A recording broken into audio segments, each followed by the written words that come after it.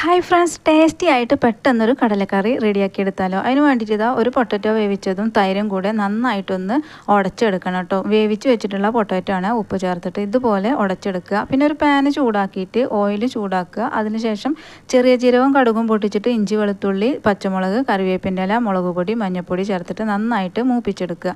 പെരിഞ്ചീരകം പൊടി, ഗരം മസാല, ചാട്ട് മസാല ഇത്രയും ചേർത്തിട്ട് ഒന്നും കൂടെ മൂപ്പിച്ചെടുക്കുക. ചാട്ട് മസാല കയ്യിലുണ്ടെങ്കിൽ ചേർത്താൽ മതി. പിന്നെ നമ്മുടെ ഉരുളൻകിഴങ്ങ് ചേർത്തിട്ട് മസാലയിൽ നന്നായിട്ട് മിക്സാക്കി എടുക്കുക.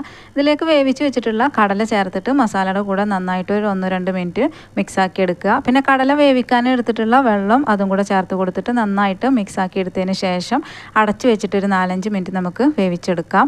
കടലയിൽ മസാലയൊക്കെ ഒന്ന് പിടിച്ച് വന്നാൽ മതി കേട്ടോ. പിന്നെ പെപ്പർ പൗഡറും ലെമൺ ജ്യൂസും കൂടെ ചേർത്തിട്ട് മിക്സ് ആക്കിയിട്ട് കുറച്ച് ഫ്രഷ് ക്രീം ചേർത്ത് കൊടുക്കുന്നുണ്ട്. തേങ്ങാപ്പാൽ ചേർത്ത് കൊടുത്താലും മതി. കുറച്ച് മല്ലിയിലയും കൂടെ ചേർത്തിട്ട് നന്നായി മിക്സ് ആക്കി കൊടുക്കുക. നല്ല ടേസ്റ്റി ആയിട്ടുള്ള കടലക്കറി റെഡി ആയിട്ടുണ്ട്. വീഡിയോ ഇഷ്ടമായാൽ ഒരു ലൈക്ക് അടി.